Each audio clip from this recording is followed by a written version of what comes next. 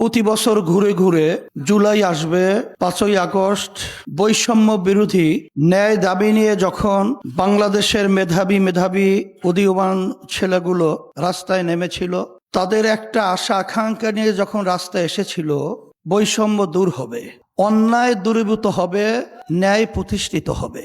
আমরা তখন কি দেখলাম? পাখির মতো এই বাংলাদেশের যারা নাকি দায়িত্ব পালন করেছিল প্রশাসন এবং যারা দেশ পরিচালনা করেছিল, তাদের নির্দেশে আমাদের বাংলাদেশের মানুষগুলোকে, আমাদের উদীয়মান ভবিষ্যৎ প্রজন্ম সন্তানগুলোকে, আমাদের হাফেজ আলেম ছেলেদেরকে, বিভিন্ন পর্যায়ের ছোট বাচ্চাদেরকেও তারা এই নির্মম হত্যাযজ্ঞ থেকে তারা কিন্তু ফেরে নাই। তারা কিন্তু পশুর চেয়েও হিংস্র আমাদের বাংলাদেশের মানুষের সাথে ব্যবহার করেছে। আমরা দেখেছি সেই জুলাই গণ অভ্যুত্থানে আমাদের চোখের সামনে এই রাজপথে আশরাফুল মাখলুকাত মানুষগুলো, তাদের মাথার মগজগুলো রাস্তার ভিতরে পড়ে থাকতে আমরা দেখেছি। শত শত ভবিষ্যৎ উদীয়মান প্রজন্ম, আমাদের মেধাবী সন্তানগুলো তাদের জীবনের তারা চক্ষু হারাতে। কিন্তু বারবার জুলাই আসবে, বারবার সেই কথা আমরা স্মরণ করব। কিন্তু আমি বাংলাদেশের সর্বশ্রেণীর মানুষদেরকে আমি বলবো যে আমাদের 71-এ স্বাধীনতার জন্য এদেশের মানুষ জীবন দিয়েছিল, রক্ত দিয়েছিল, মা সন্তানকে হারিয়েছিল, স্ত্রী বিধবা হয়েছিল, আরো অনেক কিছু আমরা দেখেছি। বারবার বারবার আমাদের দেশে এইভাবে জীবন দেওয়ার, রক্ত দেওয়ার এবং পঙ্গু হওয়ার ইতিহাস আমাদের বাংলাদেশে স্মরণ অক্ষরের মতো যেটা লেখা রয়েছে, বাস্তবে রয়েছে। কিন্তু আমরা যে লক্ষ্য উদ্দেশ্য নিয়ে বারবার রাস্তায় আসি, এই দেশটাকে একটা সোনার দেশ তৈরি করার জন্য, আমরা বারবার যে রাস্তায় আসি বৈষম্য দূর হওয়ার জন্য, আমরা বারবার যে রাস্তায় জীবন বিলিয়ে বারবার রাজপথে আসি, কেন? এদেশে টাকা বিদেশে পাচার হবে না, লক্ষ লক্ষ মানুষ আর বিনা অপরাধে মিথ্যা কেসের মাধ্যমে তাদের সংসার ধ্বংস হবে না, আমাদের মায়ের কোলগুলার সন্তান হারা হবে না, আমাদের দেশের মানুষ রাস্তায় নামবে, গুম হবে, ঘরে থাকবে, খুন হবে।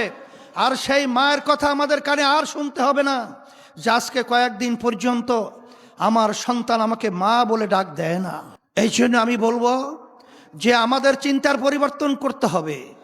আমি বারবার বলেছিলাম, আজকেও বলছি যে আমরা আমাদের এই ফলকে যখন আমানত হিসাবে যথাযথ জায়গায় আমরা না রাখবো, ততদিন বারবার আমাদের এই জুলাই দেখতে হবে, আমাদের সন্তানগুলো রাস্তায় এরকম ভাবে পাখির মতো মরে থাকতে দেখতে হবে। এই জন্য আমি বারবার বলেছিলাম যে আমরা বারবার আমাদের এই ফলকে মুরগি যেরকম নাকি শ্রীগালের হাতে আমানত যেরকম নিরাপদ নয়, আমাদের দেশের বারবার এই অর্জনকে আমরা যাদের হাতে তুলে দিচ্ছি, এরা হলো শ্রীগালের ভূমিকা রয়েছে।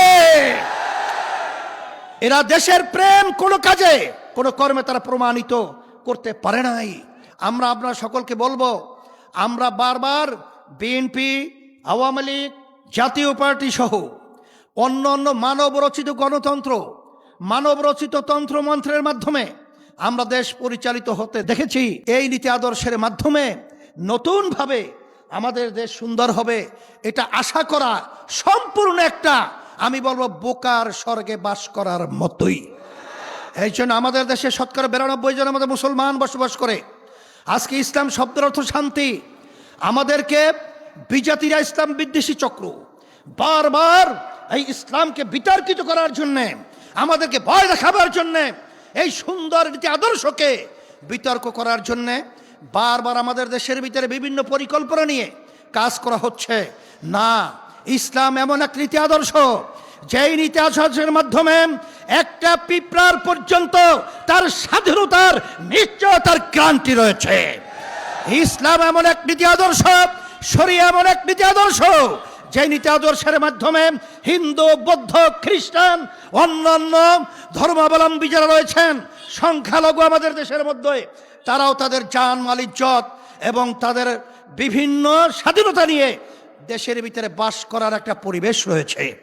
এই জন্য আসেন আমরা এই 5ই আগস্ট গণ অভ্যুত্থানের পরে যে আমাদের সম্ভাবনাময় একটা পরিবেশ তৈরি হয়েছিল, এই যে সমঝোতা করেছিলাম, তার নায়ক আমরাই ছিলাম। কিন্তু দেখা যায় যে কিছু স্বার্থান্বেষী মহল, কিছু লোভীরা যখন দেখলো পরিবেশ তৈরি হয়েছে, তখন তারা ক্ষমতার লোভকে অগ্রাধিকার দিয়ে দেশকে, মানুষকে তারা পাত্তা না দিয়ে বিদেশিদের সেই আবার গোলামের জিঞ্জিরের মধ্যে আবদ্ধ হওয়ার জন্যে যখন তারা সিদ্ধান্ত গ্রহণ করেছিল, তখন ইসলামী আন্দোলন বাংলাদেশ, আমরা দেশ, ইসলাম এবং মানবতা রক্ষার জন্যে আমরা তখন এই ক্ষমতার দ্বার প্রান্ত থেকে আমরা আবার ইসলামের পক্ষে, শরিয়ার পক্ষে, মানবতার পক্ষে, দেশের পক্ষে আমরা ভিন্ন হয়ে আমরা বাক্স দিয়েছিলাম। আজকে বাংলাদেশের ভিতরে দেখেন যে আজকে বিরোধী দল রয়েছে, সরকার রয়েছে, কিন্তু আমাদের যে জীবনগুলো দিয়েছিলাম যে উদ্দেশ্যে, রক্ত দিয়েছিলাম যে উদ্দেশ্যে, চক্ষু হারিয়েছিলাম যে উদ্দেশ্যে, সব পায়ের নিচে পদদলিত হলো। এই জন্য আসেন আমি সর্বশ্রেণীর, সর্বমহলের আমার সাংবাদিক বন্ধু সহ, প্রশাসন বন্ধু সহ সকলকে আমি উদাত্ত আহ্বান জানাবো। আসেন আমরা সবাই একত্রিত হয়ে আমরা দেশকে ভালোবাসি, ইমানের একটা অংশ, ব্যক্তি স্বার্থ, চুরি দুর্নীতি বাদ দেন। এই সম্পদ নিয়ে আর কি করবেন, আর কত লাগবে, আর কত দরকার? আসেন আসেন, সেই রক্তকে ভুলেন না, আজকে সেই সন্তানদের হাজুরি ভুলেন না, আজকে সেই মায়ের আর্তনাদ ভুলেন না। সেই জুলাই চেতনায় উজ্জীবিত হয়ে আমাদের দেশকে স্মরণের দেশ গড়ার আহ্বান রেখে আজকে আমরা সেই জুলাই সনদের যে ব্যাপার রয়েছে, আমি বর্তমান সরকারকে বলবো, আমাদের প্রধানমন্ত্রী তিনি বলেছিলেন অক্ষরে অক্ষরে সেটা বাস্তবায়িত হবে। কই আমরা লক্ষণ দেখছি না, বরঞ্চ আজকে বিভিন্ন ছাত্র হলে, বিভিন্ন জায়গায় যে বিশৃঙ্খলা পরিবেশ দেখেছি, এইটা কিন্তু এই জুলাইয়ের ফসল না, এটাকে আপনারা পরিবর্তন করবেন।